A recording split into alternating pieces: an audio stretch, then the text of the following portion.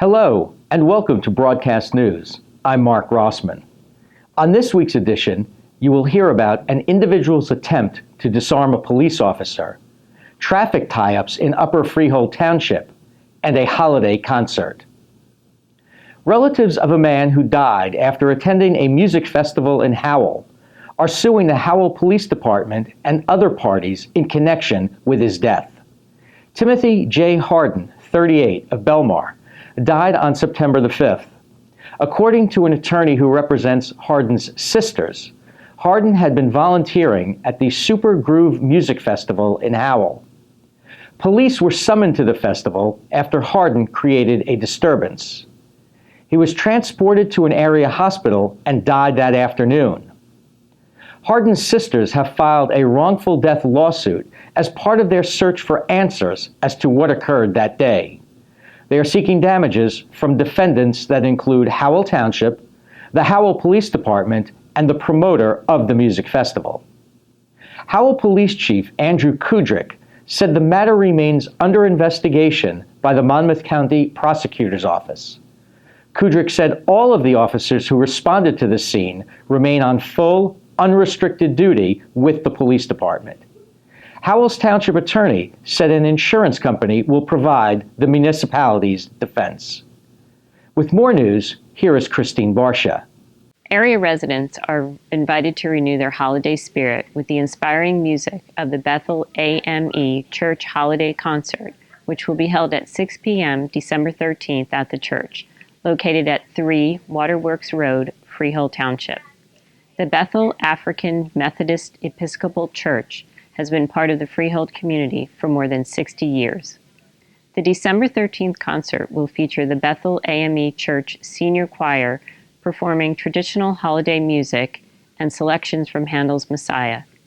The Messiah will be conducted by organist Brittany Montoro, who is the Director of Music Ministries at the First United Methodist Church in Freehold Borough. Members of the First United Methodist Church Choir in the borough and members of the Mount Olivet Baptist Church Choir in Hightstown will join the Bethel AME Church Senior Choir to perform the holiday concert. For more information, visit Bethel AME Church on Facebook or call 732-462-0826. Now, here is Jennifer Ortiz. Howell and Farmingdale families in need of gifts for the holiday season are invited to attend Howell's Holiday Giveaway on December 17th from 10 a.m. to 6 p.m. and December 18th from 10 a.m. to 1 p.m. at the Howell Community Enrichment Center at Southard School. Those attending are asked to bring proof of residency. The program is sanctioned by township officials and organized each year by volunteers with the goal to collect gifts for less fortunate families. Volunteers are welcome to attend to help distribute gifts on any of the dates listed. Cleanup will be from 1 p.m. to 3 p.m. on December 18th. No pre-registration is required for volunteers or those attending for gifts. The address of the event is 115 Kent Road, Howell, New Jersey, 07731. A Manalapan police officer had to subdue an individual who attempted to take his service weapon on the evening of December 2nd. Police said Patrolman Christopher McQuinski responded to Route 522 and Main Street in the Tennant section of Manalapan to investigate a report of a man who was standing in the road. Police identified the man as Andreas Mateo, 36, of Freehold Borough, and said that while McQuinski was interviewing Mateo, the man lunged at the officer and grabbed his service weapon in an attempt to disarm the patrolman. McQuinski was able to prevent Mateo from removing his service weapon, and he and Patrolman Christopher Olexi were able to subdue and arrest Mateo. Mateo was charged with attempting to disarm a law enforcement officer, assault on a police officer, resisting arrest, and disorderly conduct. He was placed in the Monmouth County Jail with bail set at $100,000. Residents of Upper Freehold Township in western Monmouth County should be getting some relief this week following a decision by Amazon to adjust the work schedules of its employees at a warehouse and shipping facility in neighboring Robbinsville. The building that Amazon refers to as a fulfillment center is employing thousands of people during the holiday season, and their arrival and departure has caused significant congestion on Interstate 195, Old York Road, Gordon Road, and county routes 539 and 526 through portions of Upper Freehold. Last week, the parties met to develop a solution to the situation that has seen some residents take a detour of up to 10 miles just to avoid a daily traffic jam. Robbinsville officials said Amazon has agreed to stagger the peak hour shift of inbound and outbound employees over a period of 90 minutes compared to the initial 30-minute time frame. A significant reduction in traffic on the most impacted roads, including Route 539 and Gordon Road, was expected to result from that decision.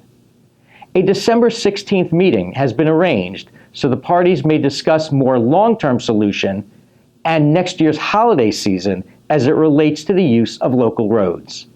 And now, here is Tim Morris with sports.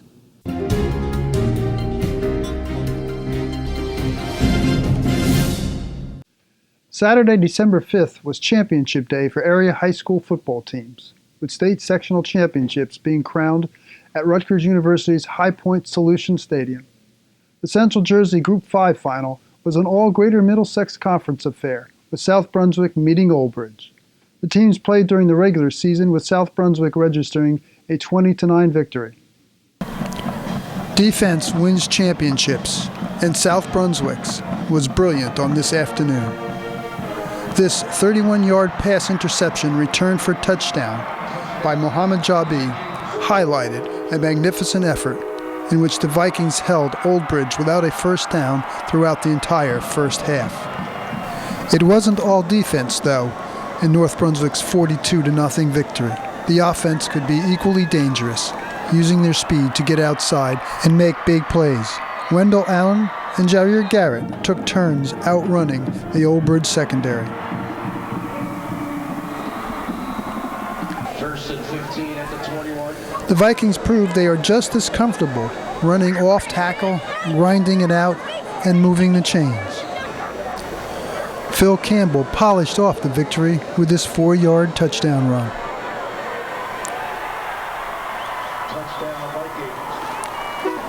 In the Group 4 final, Jackson Memorial linebacker Adante Davis let Brick Memorial quarterback Tim Santiago know it was going to be a long day. Brick Memorial had no answer for the Jaguars' Mike Wallach, who ran for 208 yards and 3 touchdowns. Here he goes over the top to score one of his touchdowns in the 42-14 Jaguar triumph. This was their second straight championship. Tim Morris for Greater Media Newspapers. In sports, every battle comes with a start time. But our battles don't begin with a coin flip, and they don't end when the whistle blows. Our opponents, wind, rain, time, and chance, are always present. We wage a battle against darkness, against powerlessness. We're fighting right now, a team of more than 9,000. And if you don't notice us, that means we're winning.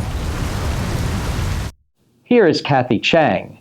The items in the 1965 time capsule found recently behind the cornerstone at Southwood Elementary School in Old Bridge was unveiled at a ceremony on December 1st. The items in the cornerstone were handwritten letters in script by the students in 1965 to the students in 2015. Others included class photos, yearbooks, and other mementos. Staff members chose favorite portions of the letters to read, which let students know the conditions at the time, from President John F. Kennedy being assassinated 2 years prior, the escalation of the war in Vietnam, to race relations resulting in many riots in Mississippi, Los Angeles, and other southern states. And the English rock band The Beatles was all the rage.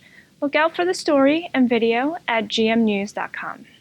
Thank you for joining us. Please visit gmnews.com next week for a new edition of Broadcast News.